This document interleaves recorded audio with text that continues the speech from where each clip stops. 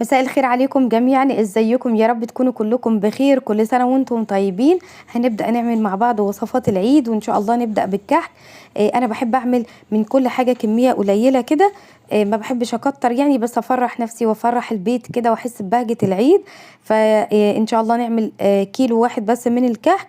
الناس اللي هي خايفة تعمل وبتستسهل تشتري جاهز وكده، لا يعني جربوا كده، اعملوا في البيت حتى كيلو واحد بس ان شاء الله هيطلع معاكم مظبوط. تابعوا معايا بس الفيديو، هنقول شوية ملاحظات كده علشان يطلع معاكم الكحك حلو جدا واحلى من اللي بتشتريه من بره باذن الله. تابعوا معايا الفيديو، ويلا بينا نسمي الله كده ونصلي على الرسول ونحط لايك للفيديو ونبدأ مع بعض. انا زي ما قلت لكم هعمل كيلو واحد بس. انا بحب اجيب الدقيق بتاع الضحى دوت. بيبقى الدقيق حلو بصراحة، وبيبقى يعني الدقيق مضمون يعني. تمام. يعني حطيت بقى المكونات كلها هي زي ما انتم شايفين. دول 3 معالق كبار من السمسم المتحمص، وعندي بيكنج باودر وسكر باودر. هقول لكم طبعا المقادير كلها وريحة الكحك والخميرة طبعا، والسمنة بقى يعني زي ما تحبوا. انا استخدمت هنا كريستال. طبعا لو هتعملي بسمنة بلدي هيبقى الموضوع بالنسبة لك هيبقى حلو جدا. بس احنا بنقول يعني عشان خاطر الاسعار وكده، يعني نعمل باي سمنة يعني متوفرة عندك، بس الاحسن طبعا ان احنا نعمل بسمنة بلدي. هبتدي الاول اعمل الخميره علشان اسيبها بس تخمر لحد ما نعمل المكونات دي بقى مع بعض، الدقيق مع السمنه مع الحاجات دي، ونبسهم الاول وبعد كده نشتغل في الخميره. حطيت معلقه كبيره من الخميره، عليها معلقه كبيره من السكر. ده سكر بودر، انا يعني بما اني هحطه في العجينه فهحطه عادي على الخميره، وهقلبهم كويس مع بعض. طبعا الميه تكون دافيه، وهسيبها بقى 5 دقايق بس كده تخمر معايا لحد ما اعمل باقي المكونات. انا حطيت عندي هنا 2.5 ونص من السمنه. تمام. هنخل بقى الدقيق مش محتاج ان انا انخله، بس انا بحب ان انا انخله. لو هتجيبوه سايب من عند العطار لازم تنخلوه.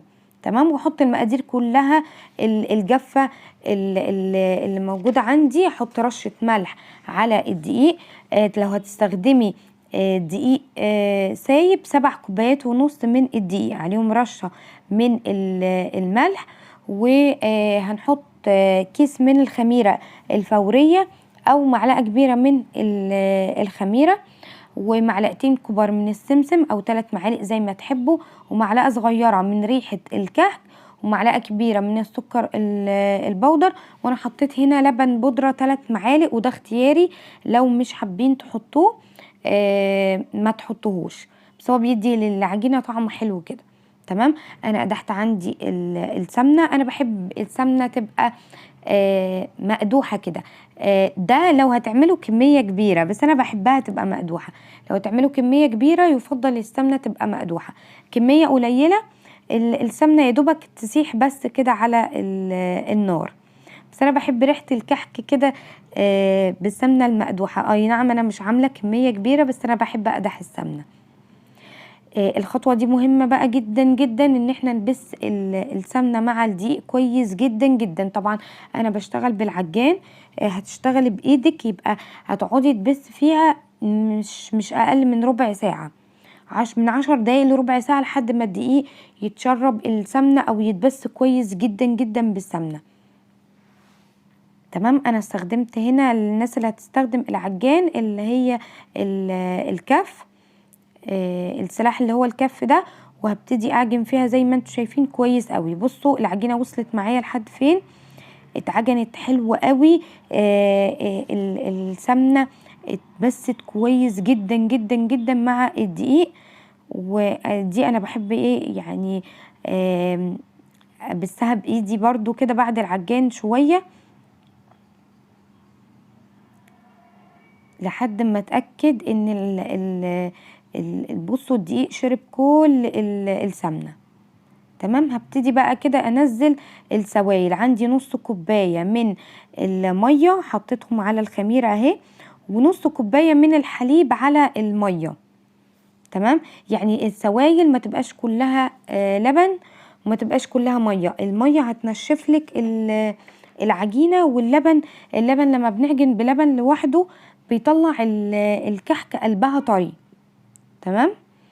يبقى يعني السوائل كلها ما تزيدش يا بنات عن 200 مللي من الميه على كل كيلو من الدقيق. تمام. بصوا انا عجنتها كويس قوي اهو زي ما انتم شايفين، وعملت تيست للعجينه لقيتها ما بتشققش معايا. هسيبها بس ترتاح 10 دقايق مش اكتر، 10 دقايق بس لحد ما نحضر السجان ونحضر الحشوه بتاعتنا. ما بنسيبش العجينه تخمر. ماشي. انا هنا جبت الملبن، كنت جايباه من عند العطار. الملبن اهم حاجه في الملبن لازم يكون لونه ابيض، مش غامق، يكون لونه ابيض. ونعجنه كويس جدا بالسمنه. لو هتستخدموا عجوه بتعجنوها بشويه ميه وشويه سمنه، علشان بس الحشوه ما تنشفش منكم. يبقى هتعجني بملبن لازم تعجنيها برضو الملبن يكون ابيض، وتدعكيها كده بشويه سمنه وتكوريها زي ما انا كورتها كده، كور صغيره خالص كده علشان تبقى سهله معاكي في الحشو. هتاخدي كل كوره تاخدي العجينه زي ما انتم شايفين اهو، نعمل حفره كده بصباعنا ونحط الملبن بتاعنا ونبتدي نقفل العجينه.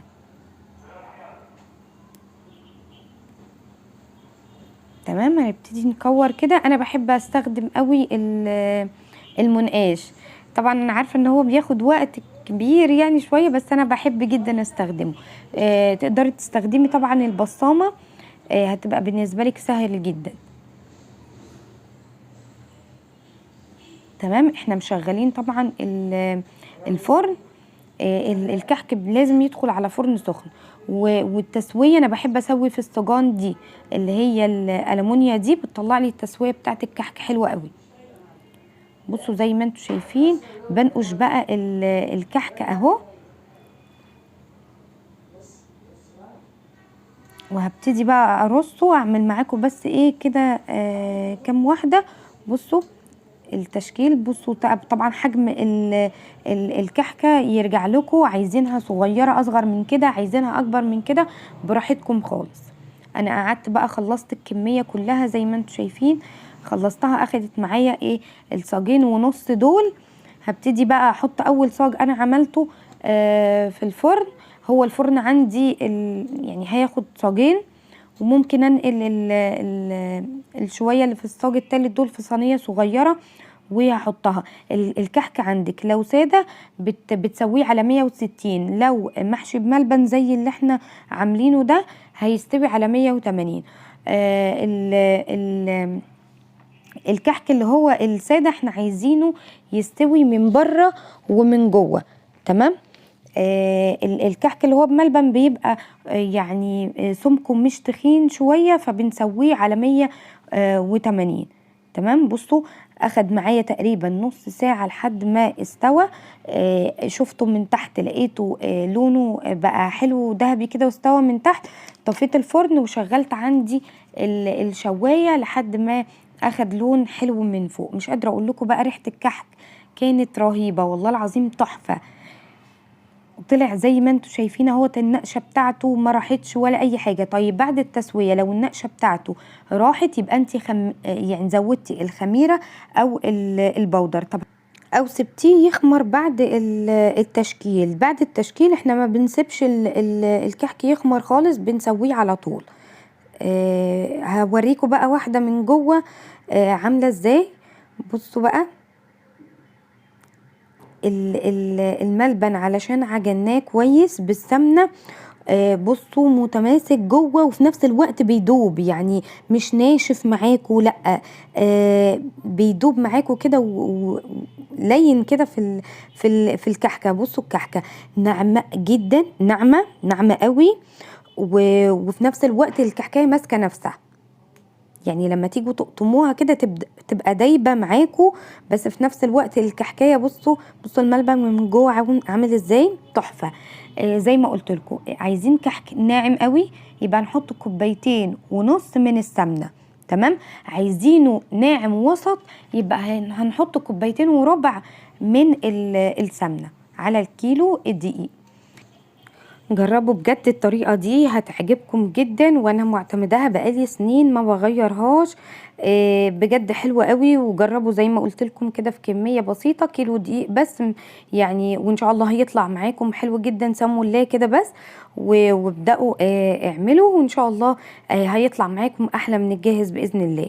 انا جبت عندي العلبة دي واحط فيها بس كده كيس تلاجة كده، قطعته وحطيته كده من تحت علشان ابتدي ارص فيها الكحك بتاعي. واحفظه عندك بقى اللي هي العلبة اللي هي الصاج دي، هيبقى برضو حلوة قوي. رصي فيها وشيلي الكحك بتاعك. طبعا انا ما بشيلش الكحك بالسكر لان هو اصلا ناعم، فانا مش عايزاه ينعم اكتر من كده، فما بحطش سكر بودر عليه خالص دلوقتي غير عند التقديم. يعني انا خلصت الكمية اهو، حطيتها في العلبة، ولما بحتاج بطلع كمية الكحك اللي انا عايزاها في الطبق، وببتدي ارش عليها بقى ايه السكر البودرة اللي انا عاوزاه. ده كان الفيديو بتاعي النهارده يا بنات، يا رب يكون عجبكم. جربوا كده الكحك وقولوا لي طلع معاكم ايه، وان شاء الله يطلع معاكم احلى من دوت بكتير باذن الله. واستنوني ان شاء الله الفيديو الجاي نعمل مع بعض البيتي فور، واشوفكم على خير. ما تنسوش تحطوا لايك للفيديو وتشتركوا في القناه، والسلام عليكم ورحمه الله وبركاته.